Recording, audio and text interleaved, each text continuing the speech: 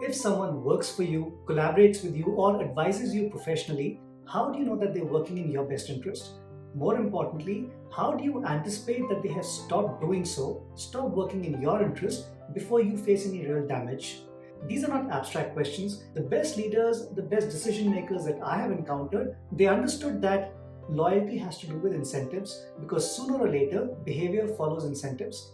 That understanding allowed them to anticipate problems, to foresee dangers long before they became clear to anyone else.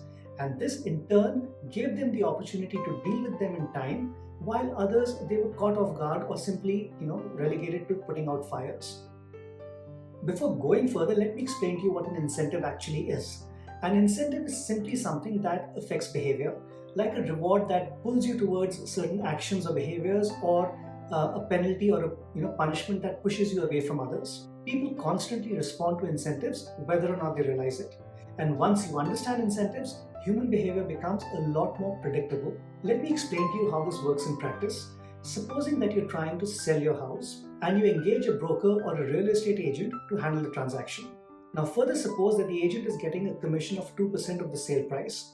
So on the surface, it looks like your interests are actually aligned, because the higher the sale price you get, the more commission they get. Now further assume that you get an early offer of $1 million for your property. At 2%, the agent would get $20,000. But what if you want more money, for example $1.1 million? If the agent works hard, pushes hard and gets that extra $100,000 for you, their commission increases by $2,000, which is 2% of the $100,000. But imagine what the extra $100,000 requires from them in terms of effort. They have to do more open homes, more calls, more negotiations, another week or two of uncertainty, and the very real possibility that the deal entirely falls through. Meanwhile, they could be using that same amount of time, that same amount of effort, trying to find another client, another house to sell. And if that other house also manages to sell for $1 million, they would earn another $20,000 from that sale. So the numbers they face is this: they get $2,000 extra from you and another $20,000 from another client. The same amount of effort, 10 times the return. What do you think they're going to do? Once you see the numbers clearly, their behavior becomes a lot more easier to anticipate. The agent will most likely push you to accept the offer you have on the table of $1 million. Now, they may genuinely believe that that's the reasonable thing to do, but you have to understand that they're being rewarded for speed and closure of deals rather than fighting for your last dollar. That's the system they face, and that's what they're rationally responding to. Their interests align with yours up to a point, and then they quietly diverge in different directions. And once you start understanding this pattern, a lot of confusing situations in life will start to make a lot more sense. For example, the recruiter who's paid for placements will not naturally think about your long-term career growth.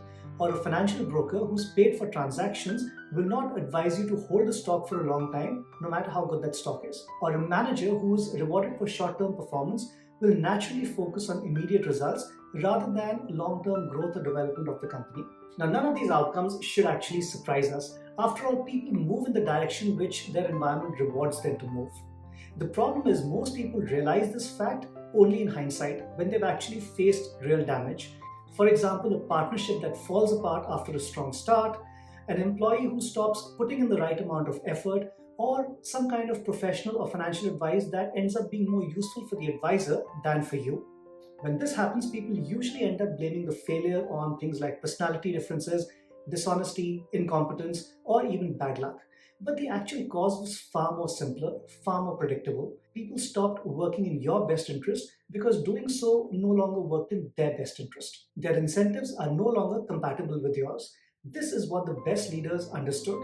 Before they got into any kind of significant partnership, or they trusted anyone or delegated responsibility, they tried to understand what kind of behaviors this system was likely to generate over time.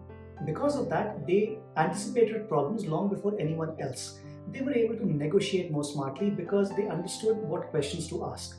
They figured out how to design the reward system in a way that held people's loyalty for longer.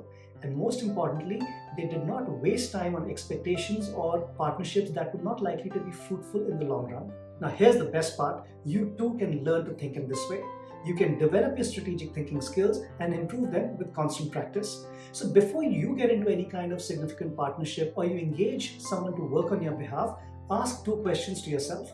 First, think about how this person is rewarded for their work. What does success look like for them? And conversely, what does failure look like? Don't focus on what they say they care about.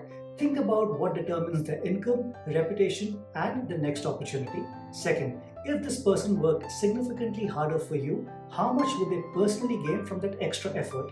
Could they make more? Could they gain more from that same effort somewhere else? These two questions will tell you more about the prospect or the health of a relationship more than any pitch or promises will. Remember, the more you understand incentives, the less likely you are to be blindsided by outcomes that would have been otherwise completely predictable in hindsight if you knew what questions to ask. I'll see you in the next one.